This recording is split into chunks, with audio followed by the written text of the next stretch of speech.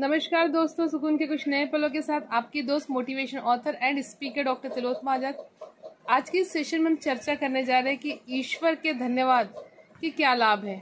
जी हाँ दोस्तों, जब जब हम ईश्वर का धन्यवाद करते हैं, ईश्वर को उनके दिए उपहारों के लिए, उनके दिए जीवन के लिए, उनके दिए श्वासों के लिए जब हम धन्यवाद करते हैं तो हमारे जीवन का हर एक पल सुकून और आनंद से परिपूर्ण हो जाता है। चलिए एक छोटी सी कहानी के माध्यम से इसे समझते हैं। एक राजा थे सूर्यसेन, बहुत दानी राजा थे। उनका प्रतिदिन का नियम था कि वह सुबह जागते, नदी में स्नान करते, उसके बाद ईश्वर की पूजा अर्चना करते और उसी के बाद जल अन्न ग्रहण करते। पूजन अर्चन के बाद वह लोगों को दान देते। उनके दरबार में बहुत लंबी लाइन लेती और कोई भी उनके दरबार से निराश होकर नहीं जाता। आसपास के पड़ोसी राज्य के राजा भी उनकी इस भावना का बहुत सम्मान करते थे। उनके राज्य में दो भिक्षुक सोहन और रोहन दोनों भिक्षा लेने प्रतिदिन आया करते थे। दोनों बहुत ही संतुष्ट ब्राह्मण थे। वह अपनी आवश्यकता से अधिक कभी दान नहीं लिया करते थे। जितने एक दिन की आवश्यकता होती थी उतना ही दान लेकर वह चले जाया करते थे। कई बार राजा सूर्यसेन ने उन्हें ज्यादा देने का प्रयास किया, लेकिन रोहन और सोहन ने ज्यादा दान लेने से मना कर दिया। जब भी राजा सूर्यसेन दान देते तो दान देने के बाद रोहन राजा का धन्यवाद करता कि राजा आपने मुझे आज दान दिया, इसके लिए आपका बहुत बहुत धन्यवाद। और सोहन ईश्वर का धन्यवाद करता कि वाह प्रभु, आज आपने दान में यह मुझे दिलवाया, उसके लिए बहुत बहुत धन्यवाद। कई दिन बीत गए, लेकिन एक समय वह आया कि राजा को अभिमान हुआ कि दान जब मैं दे रहा हूँ और रोहन तो मेरा धन्यवाद करता है, लेकिन सोहन तो ईश्वर का धन्यवाद करता है। जब देने वाला मैं हूँ तो धन्यवाद भी मुझे ही देना चाहिए।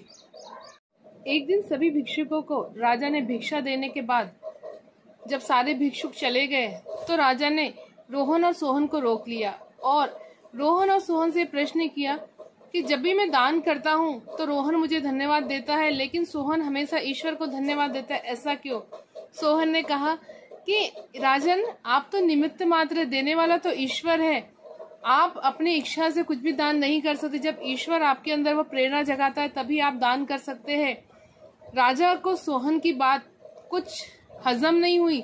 राजा को लगा कि जब दान देने वाला मैं हूं तो धन्यवाद भी मुझे ही मिलना चाहिए। चलो, राजा ने सोचा कि अब मैं रोहन को इतना धन्यवाद कर दूंगा और सोहन को थोड़ा ही दूंगा। अब उससे आगे चलकर पता चल जाएगा कि देने वाला तो मैं ही हूँ। एक दिन राजन ने रोहन को बुलाया और अपने बहुत सुंदर उपवन में उसे घूमने जाने की अनुमति दी। रोहन बहुत खुश था कि राजा के इतने सुंदर उपवन के दर्शन करने को मिल रहे हैं और उसी उपवन में राजा ने एक पोटली में बहुत सारा धन रख दिया था ताकि रोहन उस धन को लेकर बहुत धनवान बन जाए। जब रोहन वहां पहुंचा तो उसका मन उपवन में रम गया और उसका ध्यान उस पोटली पर गया ही नहीं और वापस आकर राजा से कहा कि बहुत बहुत धन्यवाद, आपने मुझे इतने प्यारे उपवन के दर्शन करवाए। फिर उसी उपवन में सोहन को भेजा गया। जब सोहन वहां पहुंचा तो पल पल ईश्वर का धन्यवाद कर रहा था कि वाह प्रभु, कितनी सुंदर उपवन बनवाया, सब कुछ आपका ही है।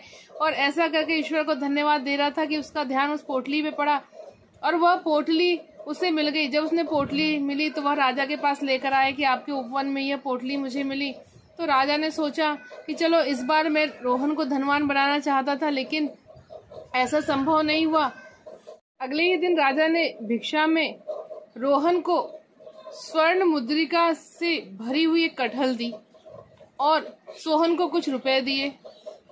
आज रोहन बहुत उदास हुआ और वह बाजार में गया। उसने वह कटहल एक सब्जी वाले को बेच दी।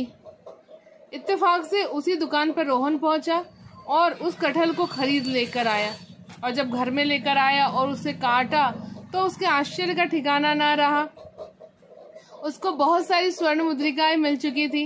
अब अगले दिन जब रोहन अकेले भिक्षा के लिए राजा के पास पहुंचा तो राजा ने कहा, तुम अकेले आए हो, रोहन नहीं आया। अगले ही दिन जब भिक्षा के लिए रोहन अकेले राजा के पास पहुंचा तो राजा ने कहा कि आज सोहन भिक्षा लेने नहीं आया।